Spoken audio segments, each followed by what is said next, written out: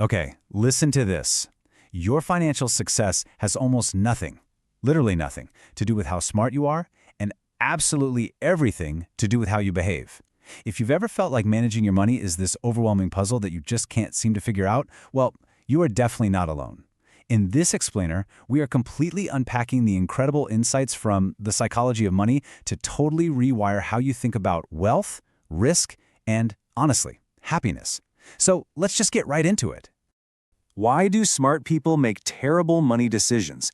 This is such a brilliant starting point because it validates what you've probably felt all along, right? You aren't crazy when you struggle with finances. Think about it. We see highly educated folks, people with off-the-charts IQs going bankrupt or making absolutely disastrous investments all the time. But then on the flip side, we see ordinary, everyday people with average jobs retiring as multimillionaires. So why does this happen?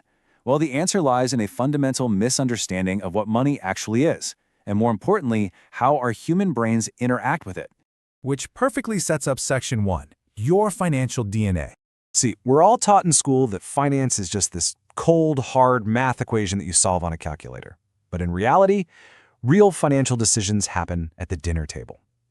Whenever you make a money move, you're not just crunching numbers. You're filtering that decision through your own personal history, your unique worldview, your ego, your pride, and yeah, your fears. The true nature of money is this really complex, sometimes super messy dance between the cold math of a spreadsheet and the highly emotional reality of just being human. All right, let's move right along to Section 2, Buffett's dirty little secret. You really have to look at the sheer, mind-boggling scale of compound interest to fully get this. Get this, a staggering 99% of Warren Buffett's net worth was actually accumulated after his 50th birthday. Actually, a massive chunk of it was after his 65th birthday. People spent so much time and energy trying to pick the perfect stock or, time the market flawlessly, and they completely ignore the fact that the real heavy lifting is done by simple, uninterrupted time. It's an exponential curve. The longer you just leave it alone, the more aggressive that growth becomes. So it really boils down to this. Financial success is not so much about how much you know, but how you behave. You absolutely do not need a PhD in economics to build wealth. What you actually need is the behavioral discipline to just let the math do its thing over decades. You need the ability to sit on your hands and literally do nothing when the rest of the world is freaking out and panicking. That behavioral edge, it is infinitely more valuable than any analytical edge you could possibly have. Now let's transition to Section 3, the hidden price tag. In business and investing, the vast majority of returns come from what we call tail events. These are a tiny fraction of super rare, high-impact occurrences. And because of these tail events, you can actually be wrong half the time and still make an absolute fortune. Think about a broad index fund, right? It might hold hundreds of companies, but the massive needle-moving growth usually comes from just a handful of absolute winners. The key takeaway here is that you don't have to be right all the time. You just have to survive your mistakes long enough to still be in the game when those massive, rare tail events actually happen. This means that the anxiety and the pessimism you feel during market dips, they aren't punishments. They're simply the admission fee you pay for financial growth. Think of it like buying a ticket to a theme park. If you want to ride the incredible roller coaster of long-term wealth building, the price of admission is enduring the stomach-dropping plunges along the way. Too many people view market volatility as a fine, like a penalty that means they did something horribly wrong. But it's not a fine, it's a regular fee.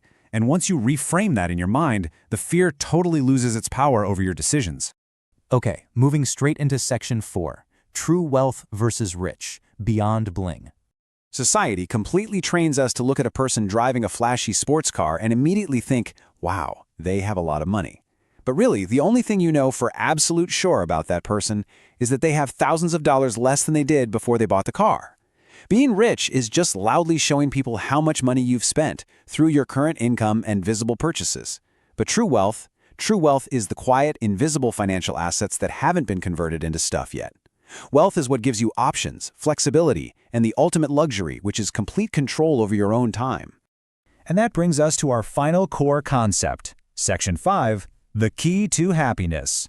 You have got to beware of the hedonic treadmill. If your expectations rise faster than your income, you are forever going to be running without ever actually moving forward. You know the drill. You get a raise, and immediately you upgrade your car, your apartment, your whole lifestyle. The thrill lasts for maybe a month, and then that shiny new level just becomes your new baseline. You're right back to feeling exactly the same as before, just running way faster on the treadmill to maintain it all.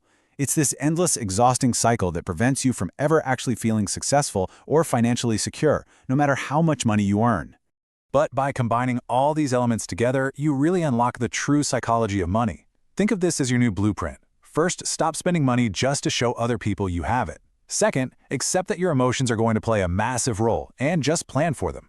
Third, give your investments the time they actually need to compound. And most importantly, intentionally step off that hedonic treadmill. If you can freeze your lifestyle expectations so that when your income does grow, your wealth actually grows with it, well, that's how you buy freedom instead of just buying more stuff. So I'm going to leave you to ponder this final, probably most important question of all. Do you currently have enough? Mastering your money truly begins the exact moment you can finally answer yes to that. The absolute hardest financial skill in the world is getting the goalpost to just stop moving. Defining what enough means to you, not to your neighbor, not to your social media feed, but to you, is the ultimate hack to financial independence. So take a second today and really think about what your enough looks like. Thank you so much for hanging out with me on this explainer, and I will catch you on the next one.